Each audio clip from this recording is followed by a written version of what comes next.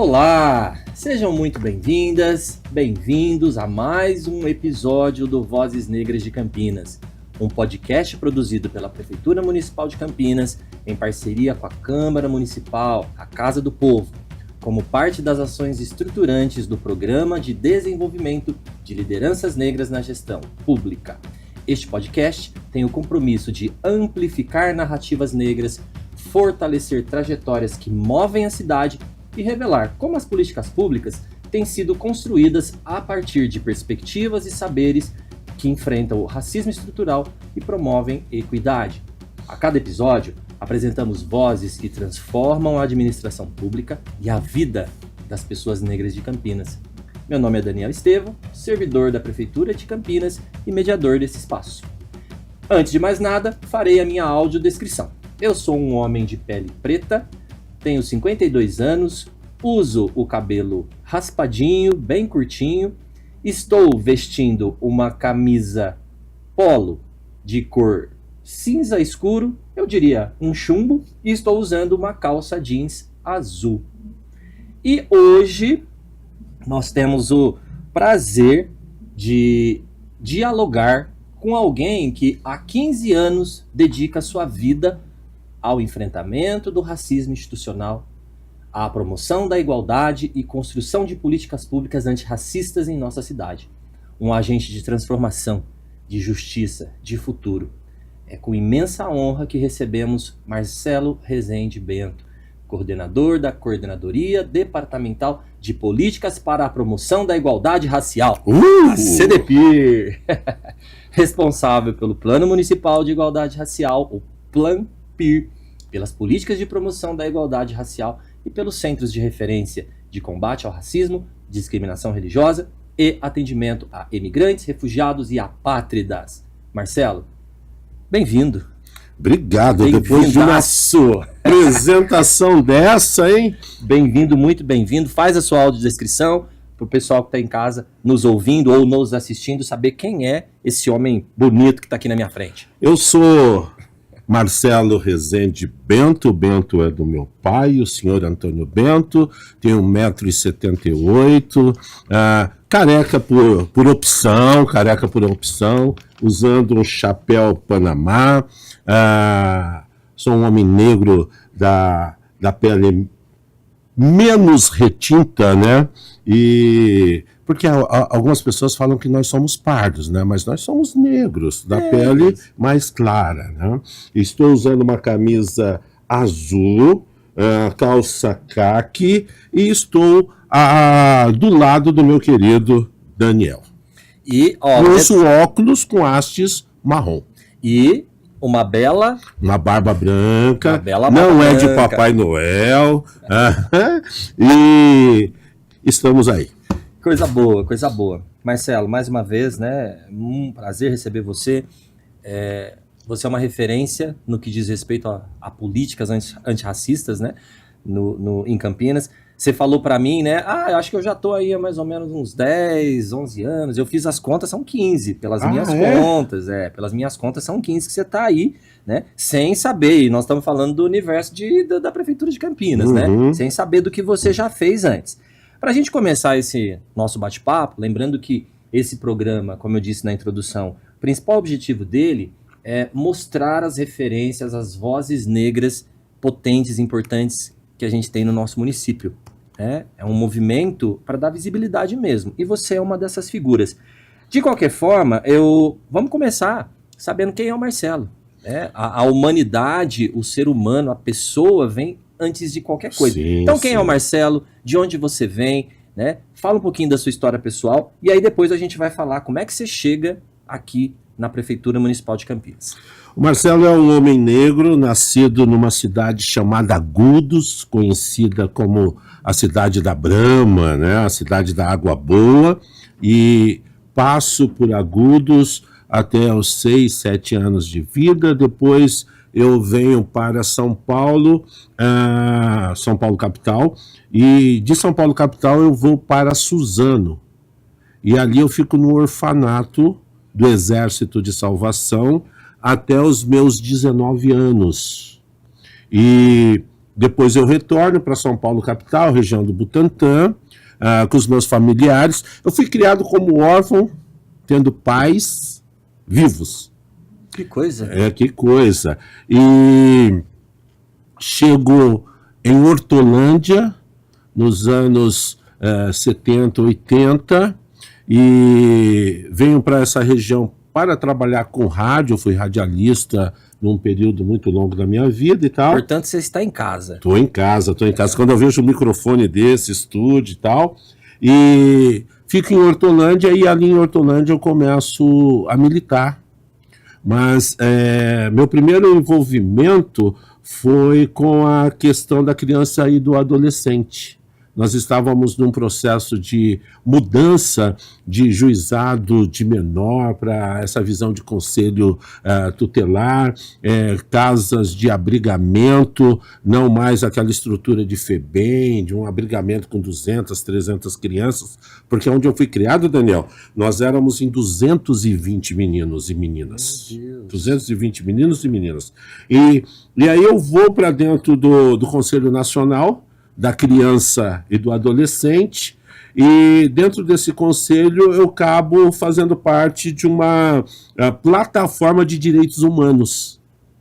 E ali, cara, eu fui conhecendo pessoas e eu fui entrando dentro do movimento, e aí eu me lembrei que em 78 eu estava no centro de São Paulo, na frente do Teatro Municipal, no lançamento de uma grande entidade do movimento negro brasileiro. Falei, não é possível. E aquilo foi voltando para dentro do meu coração. Aí eu fui conhecendo uma galera que hoje eles fazem parte de um mandato de uma deputada estadual, e o cara começou a me falar sobre o negro, foi falando, e eu olho para dentro do município de Hortolândia, vejo uma senhora negra maravilhosa, conhecida como Mãe Dango. Olha só, a mãe Leonora, que hoje ela é falecida, e eu evangélico. E esse pessoal de matriz africana me acolhe, me abraça. E quando eu vejo, eu sou o primeiro presidente e o fundador do primeiro Conselho de Promoção de Igualdade Racial da cidade de Hortolândia. E com a votação, né, com os votos da mãe Dango, da mãe Leonora e tal. Um abraço para elas, inclusive. Uma tá lá na eternidade e tal, a outra vivona correndo e se movimentando. E eu fui adentrando no movimento negro a nível estadual, a nível nacional, fui virando uma referência e ajudo nessa questão da divulgação do Estatuto da Promoção da Igualdade Racial. Aí a gente vem abraçando a questão da 10.639, porque até então não tinha 11 mil. Aí, quando eu passo por Campinas na rádio... Pode falar o nome da rádio? Pode falar. Na Rádio Cidade de Campinas, eu conheço o Tiãozinho, eu conheço o pessoal aqui de Campinas, eu falo, cara, é isso. E aí eu tenho uma amiga nossa, Tereza Raimundo, trabalha na Secretaria de Saúde do município de Campinas. Grande Tereza. Ela me abraça junto com a Célia Zenaide e a Tida da Unicamp. Grande Tida. E quando eu vejo, eu era o cara desse pessoal dentro de alguns movimentos do movimento negro. E eu trabalhava também na Prefeitura de Hortolândia, na habitação de interesse social. Então, nessa de trabalhar com habitação de interesse social, eu fui me aproximando do nosso povo. Agora tem um detalhe, Daniel, que eu descobri só depois de 50 anos de vida. Qual foi? Que eu nasci num quilombo. Olha só. A Fortaleza do Espírito Santo dos Porcinos, hoje reconhecido como um território quilombola, no município de Agudos. Olha só. E a minha família, por parte de pai, eles são herdeiros desse quilombo. Então hoje eu me ajunto com mais alguns irmãos e irmãs dentro desse quilombo lá em Agudos. É lógico que hoje eu estou longe, a gente faz mais aquela questão das relações, das tratativas. Estamos tentando consolidar aquele território como um território tradicional, um território para conquistas. Olha, fica evidente, então, como que a sua origem atravessa, né, a sua trajetória, influencia a trajetória a sua trajetória até chegar aqui, né? Porque um quilombola, né, militando, agindo, lutando pela causa antirracista. E aí, conta pra gente, eu vou deixar você completar, conta pra gente como que você chega, né, aqui em Campinas, no Serviço Público de Campinas. Eu chego em Campinas através da Unicamp. Essas relações do movimento negro me levaram a me aproximar da Tida, do Celso, que hoje no estado está na Bahia, do Fausto, e eu começo a me relacionar com esse povo todo da Unicamp. E numa das oportunidades, quando o prefeito Jonas assume, eu saio da prefeitura de Hortolândia e venho para cá, para a Secretaria de Assistência, à época, trabalhar na segurança alimentar. E ali na segurança alimentar eu me aproximo, porque eu já conhecia, mas eu acabo me aproximando do Fábio Custódio. Nosso grande amigo. E aí o desafio do Fábio, à época, era estabelecer algumas políticas, entre essas políticas a questão do imigrante, o Centro de Combate ao Racismo, né? E eu fui me aproximando. Quando eu me vi, eu estava completamente dentro dessas duas políticas. A política de promoção da igualdade racial através do Centro de Referência de Combate ao Racismo e dos imigrantes, que a gente chama de imigrantes, né? Uhum. Mas é imigrante, refugiado e apátrida. E vou lá para auxiliar o Max. Nosso querido Sérgio Max. E ele fica à frente desse trabalho por quase 10 anos. E aí, há 2 anos atrás, foi me dado esse desafio de fazer parte da coordenação.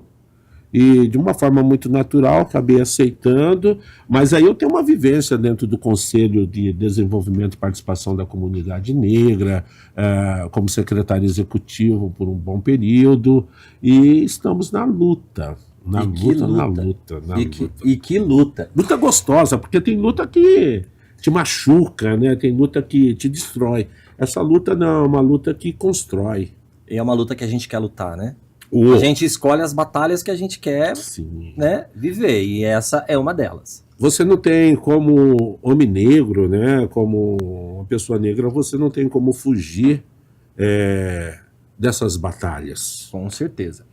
Meu querido, um dos objetivos aqui desse nosso projeto, desse nosso podcast, Vozes Negras, né, é inspirar as pessoas, é contar as estratégias que nós utilizamos nas nossas trajetórias profissionais, nas nossas trajetórias de vida e trajetórias profissionais. Então, da sua fala, eu depreendo uma informação importante aqui, né, e que deve servir de inspiração para quem nos assiste, para os jovens servidores em especial que estão chegando no município, né, principalmente aqueles que vêm aí via, né, políticas afirmativas, cotas, né, que é o estabelecimento de redes de influência e apoio.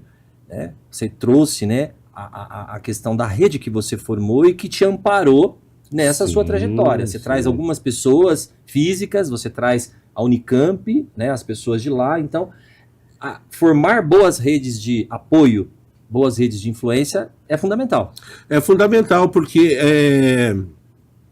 sem Mundanco, Mãe Leonora, Tida, Celso, Zenaide e Tereza, eu não teria feito a carreira que eu fiz dentro do movimento negro.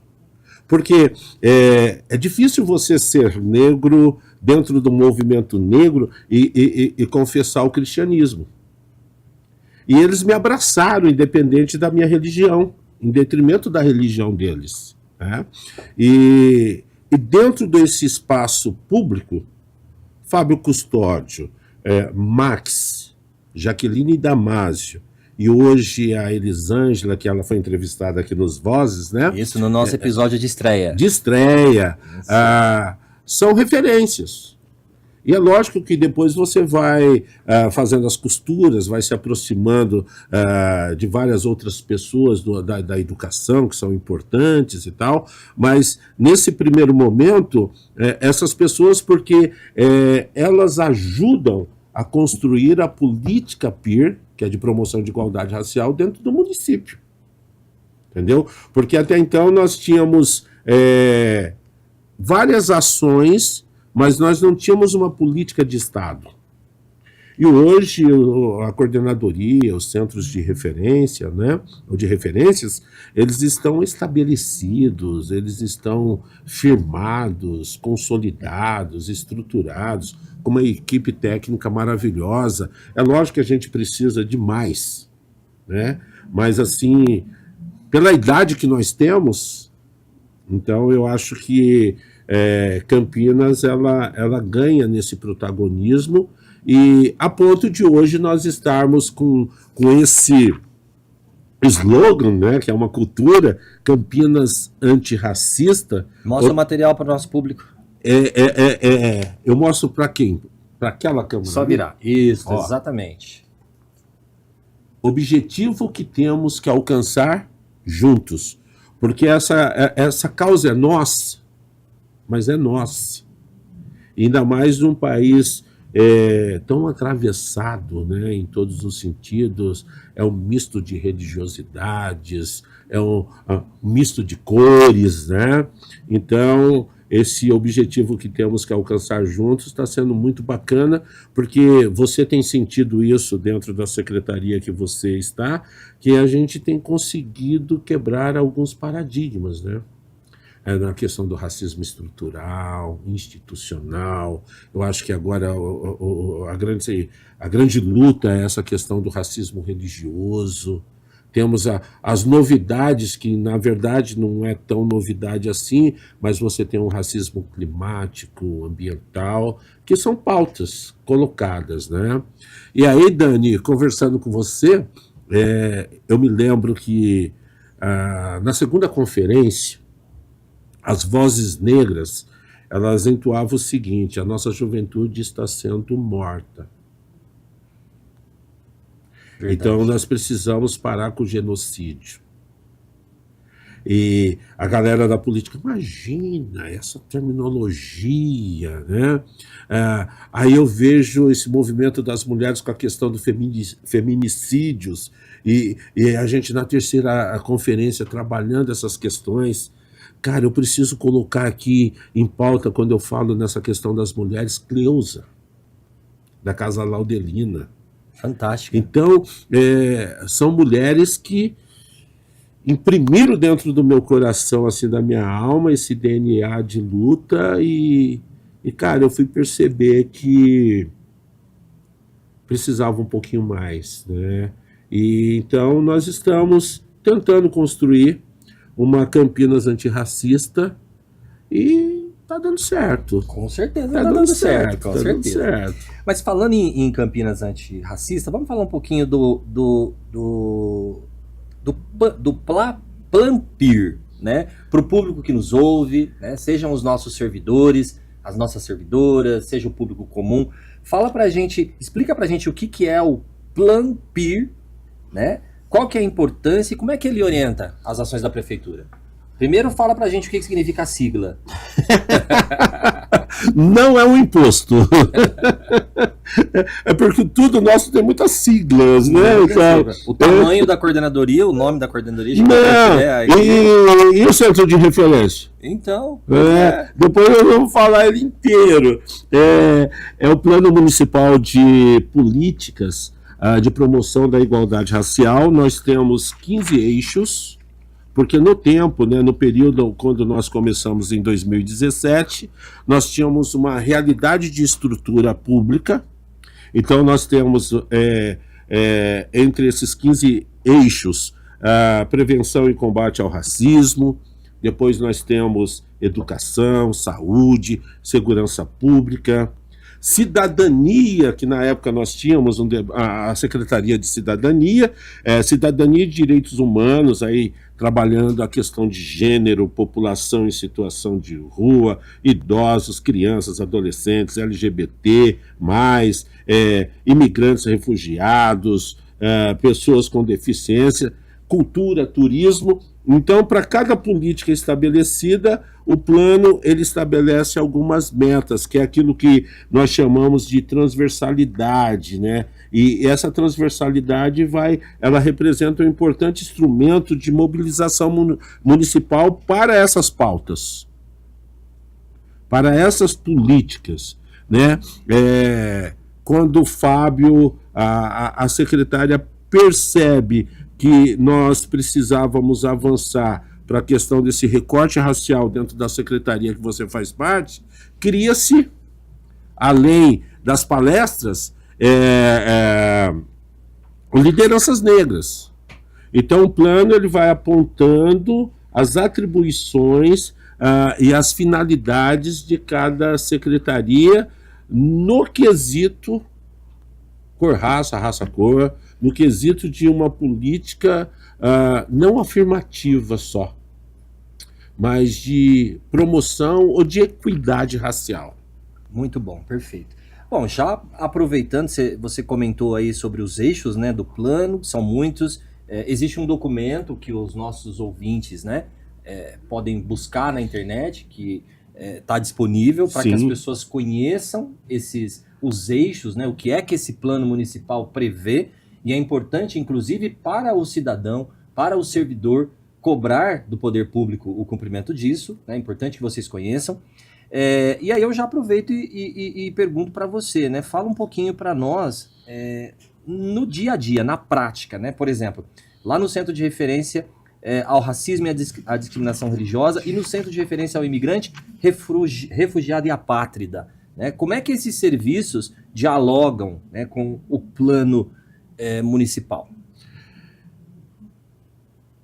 Vai apontando para a gente e vai atendendo as demandas. Ele aponta para a gente, atende demandas, cada demanda vai gerar um posicionamento, e aí nós vamos olhar para onde você tem que ir com a política A, B ou C apontada pelos atravessamentos daquela ocorrência. Então, eu vou te dar um exemplo. Acontece um caso de racismo dentro de uma unidade escolar. Então, o plano, as ações, elas precisam encontrar esse lugar. Na questão do Centro de Referência do Imigrante, Refugiado e Apátrida, nós atendemos essa pessoa com a questão documental, com a questão de vulnerabilidade social, muitas vezes, e essas vulnerabilidades vão nos apontar uma das secretarias ou um daqueles eixos. Então, vou usar como exemplo aqui a assistência. O plano mostra o que a assistência tem que fazer com a questão da pauta racial. O que ela precisa executar. E quando você atende uma pessoa dessa aqui, você vai conseguir instrumentalizar se esse atendimento está legal, está bacana, está respeitando ou não. E a gente tem um feedback também, não só do servidor, mas também do munícipe. Porque muitas vezes, por falta de letramento racial, de letramento religioso, né, de letramento racial no sentido das etnias, a gente acaba falhando no atendimento. Porque não conhece as especificidades, não conhece a realidade. E aí o que acontece? Esse plano ele vai nos mostrar os caminhos, né, deveria pelo menos, ou de repente você vai entender que você precisa, na revisão do plano, entendeu? Acolher essa questão. A novidade, lideranças negras. Nós não apontávamos, não é fruto. Lideranças negras é fruto de um dos eixos proposto para a questão dos servidores, que é as ações afirmativas. Sim. Entendeu? Porque é uma ação afirmativa, uma política afirmativa. Mas agora, com o acolhimento dessas pessoas, vão surgir outros desdobramentos. Com certeza. Então, na revisão do plano, a gente coloca isso aqui, porque às vezes a gente esquece, Daniel, que o plano ele é um decreto municipal, né? Ele é um instrumento jurídico. Ele não é, eles tiveram a ideia e tal. Ele é um decreto municipal. É lei. É lei. Então, há uma responsabilidade de execução, há uma responsabilidade não só nossa, enquanto servidores e servidoras, mas também dos gestores, prefeitos, secretários, né? Enfim. Então, é isso. A demanda vai surgindo e ela vai nos apontando também o que fazer. Porque parece que não, né, Dani? Se você pegar o Estatuto da Promoção da Igualdade Racial, eu sei que a nossa luta vem de muito tempo. Eu costumo dizer que a nossa batalha ela não é oca. Ela já vem de muito tempo. Mas a lei não. Então, esse ordenamento jurídico que traz à realidade algumas ações é muito novo. Tudo muito novo. Você vê, o plano é 2019. Aí nós tivemos aí 7 anos praticamente sem uma conferência.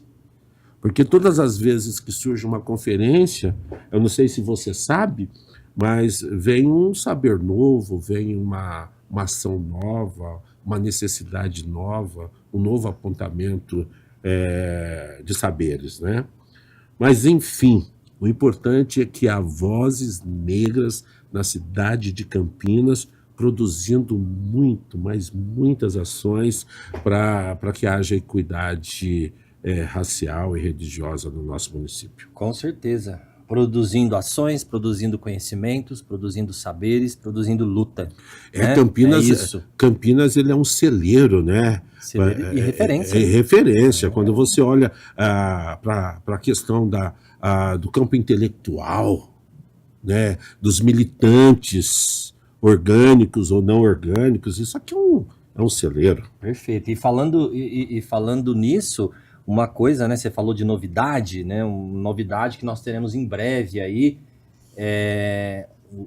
para que exatamente esses conhecimentos possam ser publicizados, né? Nós teremos o lançamento pela Prefeitura de Campinas de um repositório de obras, de produções intelectuais dos nossos servidores, dos servidores públicos de Campinas. Ali eles poderão depositar as suas teses, as suas dissertações, os seus artigos, os seus livros, enfim, para que o público tenha acesso a esse espaço, né? Mas vamos falar um pouquinho do Pacto das Cidades, né? Campinas recentemente tornou-se signatária do Pacto das Cidades Antirracistas, né? E eu sei que você tem uma participação gigante nesse processo, eu acompanhei um pouquinho, né? O que muda, né, para Campinas a partir do momento que ela adere a esse pacto? Fala primeiramente, muito rapidamente, né, para a gente poder explorar você um pouco mais, o que é o pacto e o que muda, né, localmente com a assinatura.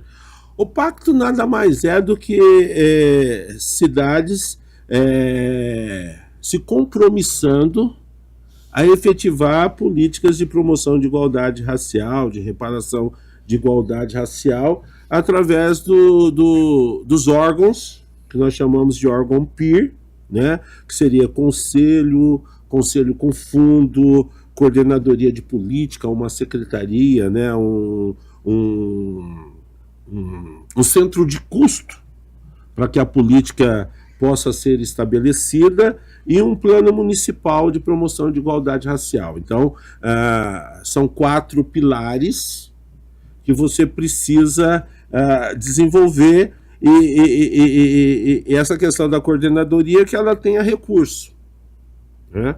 E Campinas, na verdade, ela adere, mas já tendo tudo isso funcionando. É verdade. Você está entendendo? Ela adere já tendo todas essas questões colocadas. Para você ter uma ideia, você que é da área da educação antirracista, com foco no primeiro momento da história da África, desde os anos 90. O conselho é 2001. Então, antes da 10.639, antes do Estatuto da Promoção da Igualdade Racial, Campinas já fervilhava institucionalmente com políticas, né? E o pacto é responsabilizar o poder público para as nossas pautas. Excelente. Eu acho que esse é o termo. O prefeito, ele se responsabilizou assinando, dizendo: eu não sou somente um signatário, mas a partir de agora eu sou um emissário dessa política aqui na nossa região. E sabe, Daniel, que ele fez isso um dia depois? Ele assina, traz com eles alguns prefeitos da região, e no dia seguinte tinha uma reunião aí do consórcio dos prefeitos. E ele estava lá com a cartilhinha na mão, vocês precisam aderir e tal. Por isso que Campinas Antirracista, o objetivo que temos que alcançar juntos, nós assinamos não por uma orientação do Ministério Público, o Ministério Público é parceiro, o Laboratório do Cidade Antirracista, ou Cidades Antirracistas, foi Campinas. Olha só. A Jaqueline Damasio, a professora Jaqueline Damasio, ela constrói isso com o Ministério Público, lá em Jacupiranga, o lançamento, assim foi muito bacana, né? Então, é isso, é um pacto coletivo por cidades antirracistas, do Ministério Público do Estado de São Paulo, e essa medida reforça o compromisso do município com a efetivação das políticas, né, e dos direitos fundamentais, e dessa questão do combate ao racismo, à discriminação religiosa, enfim. E a gente cumpre esses requisitos, que alguns falam que são 4, outros falam que são 5, para você poder aderir ao Sistema Nacional de Promoção da Igualdade Racial. O Sistema Nacional de Promoção da Igualdade Racial, que é o SINAPIR, ele deveria funcionar como o SUAS e o SUS, o da assistência e da saúde, entendeu? Entendi, muito bom. Eu acho que vale lembrar, a sua fala me trouxe uma lembrança, né, nos estudos que a nossa secretaria desenvolveu, né, para o desenvolvimento das ações do Programa de Desenvolvimento de Lideranças Negras. Nós percebemos o quanto Campinas realmente é precursora. Sim, precursora em muitos aspectos. Nós tivemos, por exemplo, né, nas nossas pesquisas, a gente identificou já em 2002 uma legislação municipal que posteriormente foi cassada, que estabelecia cotas para Sim. os postos de gestão do município. Nós estamos falando de 2002. Né? Já percebendo a importância das lideranças negras no serviço, no alto escalão do serviço público, essa legislação, que infelizmente posteriormente foi cassada, essa legislação já traz esse elemento. Né? E o governo federal traz essa questão, né, de uma legislação que estabelece cotas para pessoas negras nos postos de decisão, agora em 2023. Ou seja, há mais de 20 anos atrás, Campinas já tinha essa iniciativa. Né? E agora nós estamos aí a retomar isso. Marcelo, continuando, é lógico que a nossa luta é feita de desafios, resistências, de perspectivas diferentes. O que você mencionaria como hoje o principal desafio, seja em termos de resistência, em termos de estrutura, que a coordenadoria que você está à frente enfrenta hoje? É na questão dialogal. É difícil a pessoa entender do outro lado que o apontamento de uma política A, B ou C, PIR, ela é uma questão de Estado. Não é um projeto de governo simplesmente, acabou esse governo, passa. E também, Daniel, quebrar o paradigma de que a gente quer festa. Então, construir aquilo que vai produzir uma estrutura é o mais difícil, você está entendendo? Por que é o mais difícil? Porque a origem não limita o preconceito. Você está entendendo? A origem não limita o racismo. Então, muitas vezes, você encontra isso dentro de quem você vai buscar as parcerias para. Então, você tem que desconstruir, que é o que nós chamamos hoje com letramento racial e tal, e Antigamente você tinha aquela questão da democracia racial, né, aquela coisa toda, e aí quando a pessoa ela para olhar para você e fala, pô, mas essa política é necessária? Mas é. Porque quando você olha aí para as periferias da vida, quando você olha as grandes dificuldades, isso atravessa mais quem? Então, a grande dificuldade da CP, que é a sua atribuição, que é desenvolver políticas voltadas para essa questão étnico-racial, ela encontra essas barreiras na formalização institucional ou não institucional dessa política. Porque nós temos uma cultura de políticas universais, né? E quando você usou uma palavra aqui no início, a especificidade da questão, quando você faz esse recorte, aí cria aquele choque, né? Como assim? Se já tem para todo mundo e você é todo mundo. Mas eu sou todo mundo que eu não acesso. Me assustou. Nós estamos construindo um protocolo antirracista para dentro do SUAS, da assistência social. E a Elisângela, que também é doutora, ela nos trouxe alguns dados e teve um que me chamou a atenção. De 2010 até 2021, o crescimento do poder aquisitivo da população negra cresceu 1,2% em quase 11 anos. Para que a gente consiga estar nivelado com o outro lado da moeda, serão necessários mais de 170 anos. Meu Deus. Se vir nesse ritmo. E olha que nesses últimos 10 anos foram os anos de políticas afirmativas, o acesso com mais facilidade da nossa população aos campos das universidades. Eu me descubro um quilombola, sabe como, Daniel? Não faço lendo ideia. uma tese de uma cotista quilombola na Universidade de São Carlos.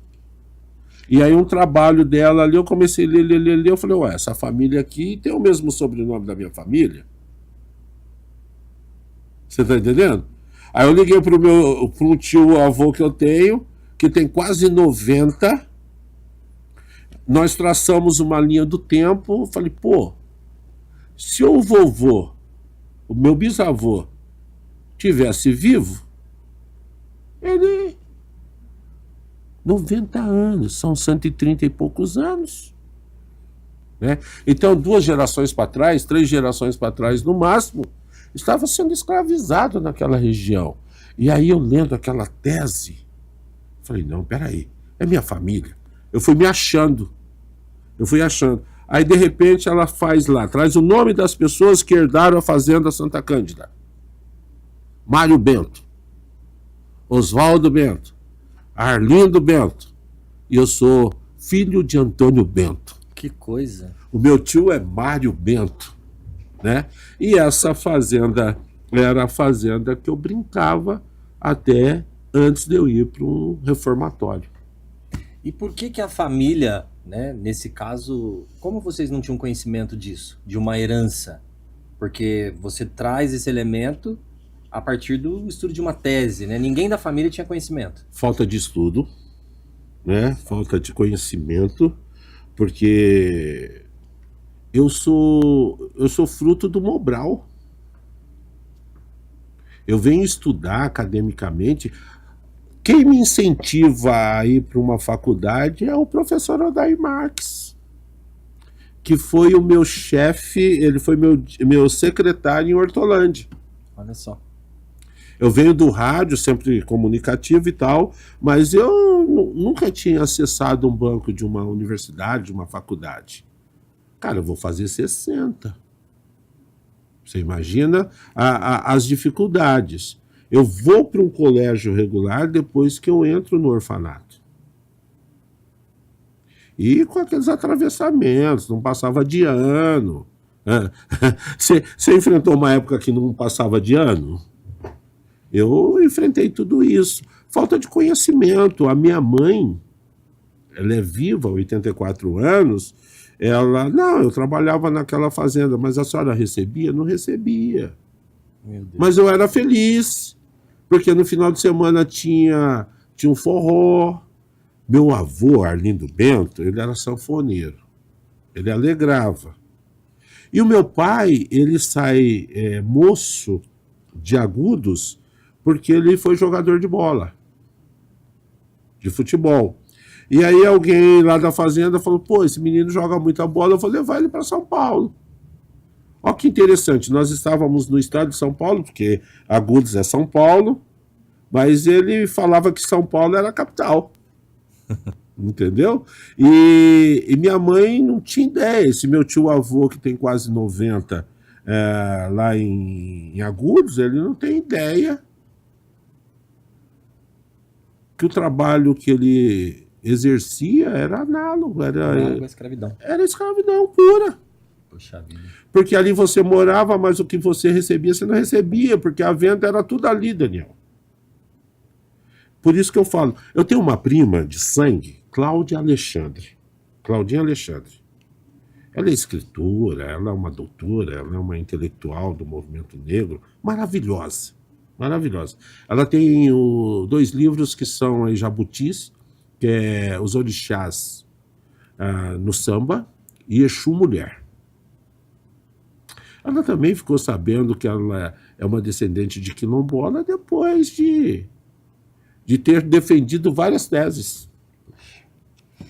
Olha, Marcelo, depreendendo aí alguns elementos da sua fala, né? A gente está falando de estratégias, né? Estratégias de evolução, estratégias de acesso, né? A espaços que não são destinados a nós naturalmente, Sim, né? sim. A gente está falando aqui o que você traz, né? Que você passa a ter informações, você passa a ter conhecimento de coisas que são caras para você e para sua família a partir do momento que você estabelece algum nível de conhecimento. Então, para os nossos servidores, para as pessoas que estão chegando, sejam aquelas que chegam já, né, portando aí diplomas de nível superior, ou mesmo as pessoas que acessam o serviço público ainda, né, com diplomas com certificados de ensino médio, o investimento em conhecimento, o investimento em informação é estratégia fundamental. Sim. No geral, para a população, mas em especial para a população negra. Né? Investir nisso. E fica claro na sua fala que a partir do momento que você começa a investir, que você é incentivado, né, a investir no seu conhecimento, na sua formação, isso faz toda a diferença. Essas coisas foram escurecendo na minha vida a partir do momento que eu vou me envolvendo, que nem quando eu trago aqui para a nossa fala a Tida, a Célia Zenaide, a Tereza, né, o Celso da Unicamp e tal. Esse povo, eles foram passando para mim, aí a mãe Dango foi trazendo para mim, falando, filho, apesar da sua religião, você é um dos nossos.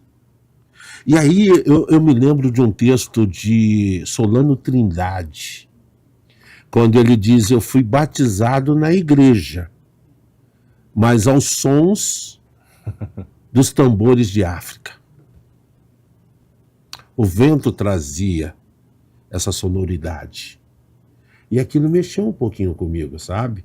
E aí depois eu fui fazer parte de um movimento que discutiu o cristianismo a partir do Egito, a partir de África. Até uma dica boa, ele é GM aqui dentro do nosso município, o Donizete, o Doni. Eu acho que você deveria ouvir as vozes desse negro que foi se descobrindo e trazendo para a gente algumas leituras importantes, sabe? Boa. Mas eu venho aprendendo fazendo.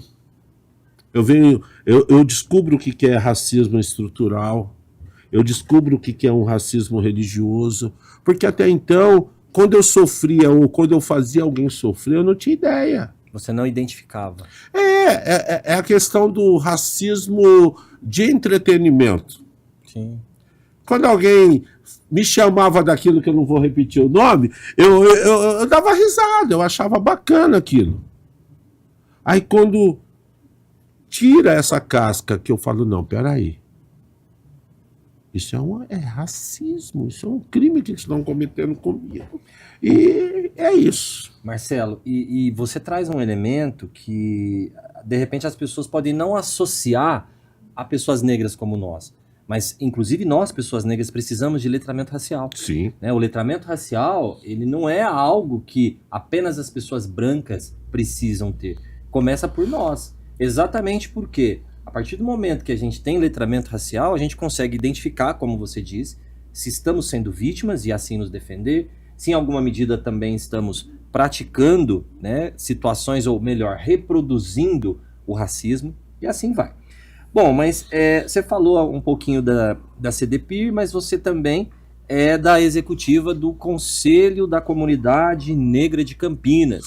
Conselho de Desenvolvimento. Conselho de Desenvolvimento da Comunidade. Fala o nome inteiro direitinho. Conselho de Desenvolvimento e Participação da Comunidade Negra de Campinas. Perfeito. Muito rapidamente, Marcelo, porque o nosso tempo já está bem avançado, eu queria que você falasse um pouco sobre o que é o Conselho, né? Explica aí para quem está nos ouvindo ou está nos assistindo o que é o Conselho, o que é que ele faz e como é que você, né? Lógico, você disse que me parece que naturalmente você foi adentrando a esses espaços, né? Mas você ali ocupa uma posição estratégica também nesse Conselho. Fala um pouco sobre isso. Eu sempre digo que o Conselho nos tem, enquanto servidores públicos, né? Você é indicado, você não passa no processo de eleição, mas para além disso nós somos militantes da causa. E aí facilita um pouco a relação. O Conselho de Desenvolvimento e Participação da Comunidade Negra de Campinas, ele é um órgão de caráter deliberativo e consultivo. E qual que é a finalidade dele? É promover a participação e o desenvolvimento da comunidade negra nesse processo de discussão e definições das políticas públicas, das ações de afirmação e ações antidiscriminatórias, né? Então, o Conselho ele vai nos ajudando a construir as políticas.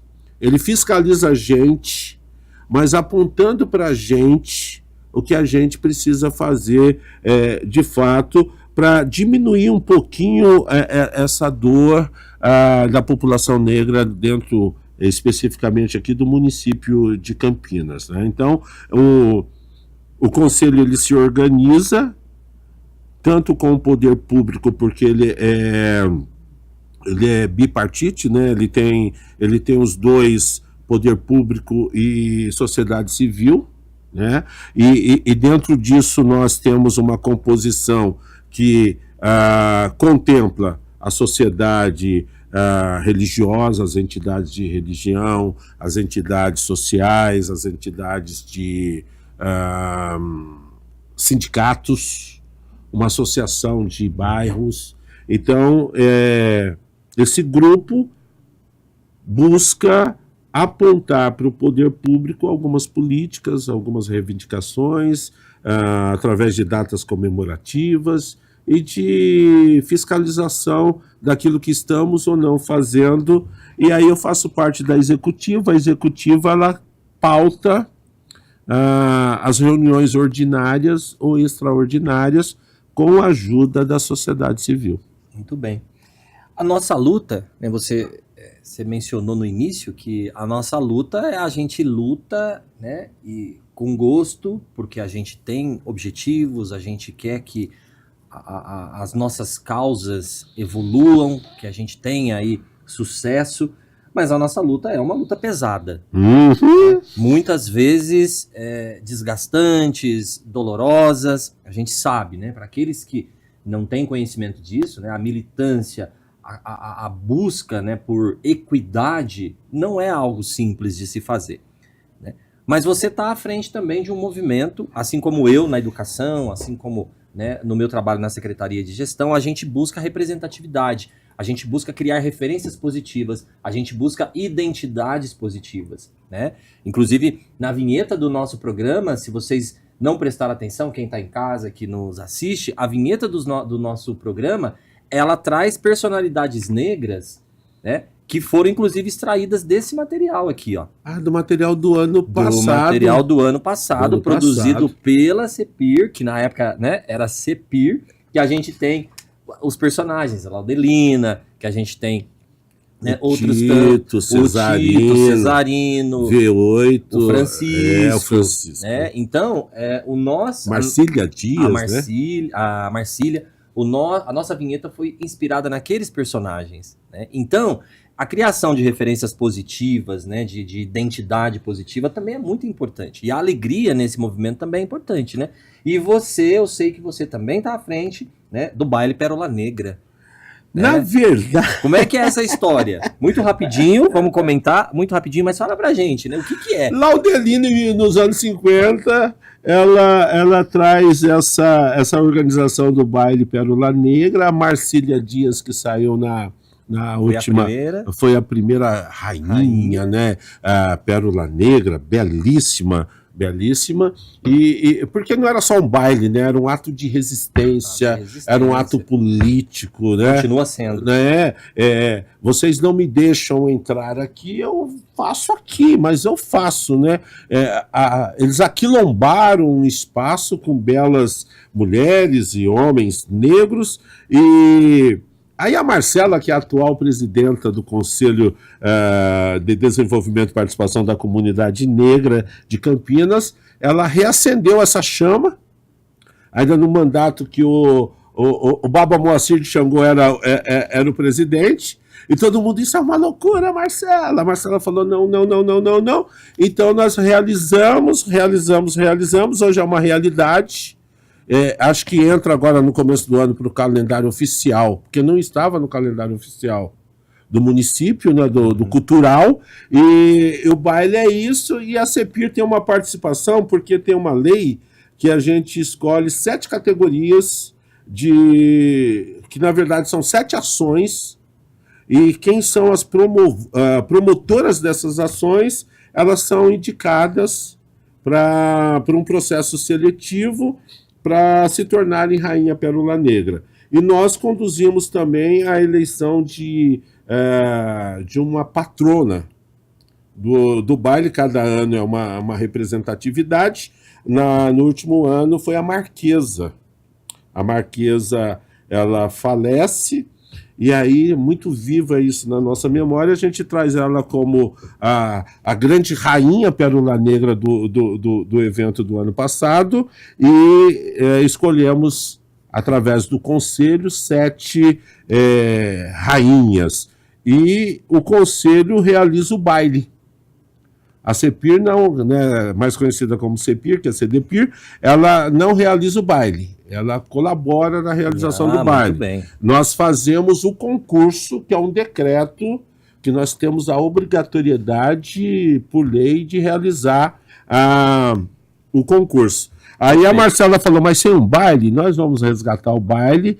E aí ela usou Laudelina, o nosso prefeito é apaixonado por Laudelina. E assim foi. Assim foi, a cultura abraçou essa causa nossa, e eu tenho que tirar o meu chapéu para a cultura, que abraçou essa questão.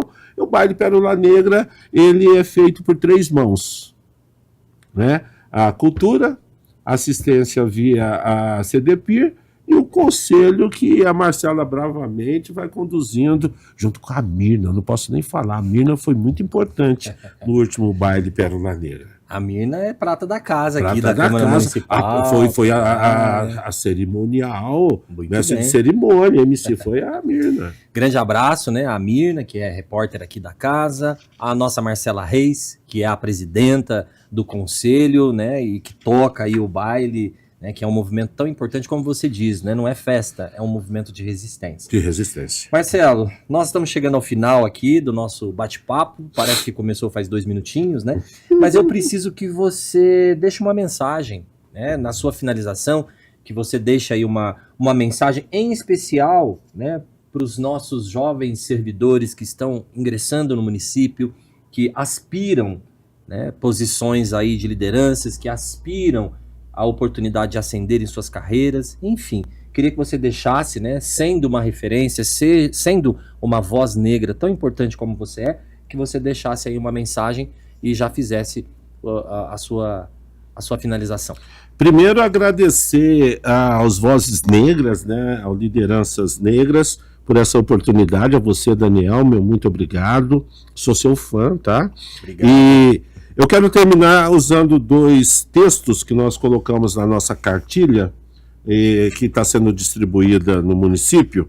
Nós estamos com esses layouts aí em 42 pontos do município, naqueles painéis, dando visibilidade.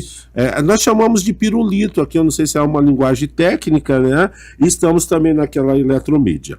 O lugar de fala não é um grito para silenciar o outro, mas um convite para que cada voz seja ouvida a partir da sua vivência, reconhecendo o lugar social que ocupa, para construir uma sociedade mais plural e justa. A Djamila Ribeiro que escreveu isso, nós transcrevemos aqui para dentro da nossa cartilha.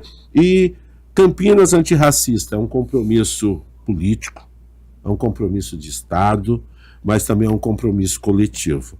E esse objetivo é um objetivo que nós temos que alcançar juntos. Homens, mulheres, crianças, religiosos, não religiosos, enfim, é uma luta que não é só nossa, né, mas é de todos. E eu quero agradecer a você, Daniel, a Câmara Municipal, por nos dar esse espaço para fazer com que as nossas vozes cheguem mais longe, né? Muito obrigado mesmo, e sempre que precisar, conte com a gente. Nós é que agradecemos. Bom, quero te agradecer profundamente pela tua presença aqui hoje, né, Marcelo Rezende Bento, pela generosidade em compartilhar com a gente os seus saberes, os seus percursos, as suas visões e ajudar a iluminar o caminho de construção de uma Campinas mais igualitária e mais justa.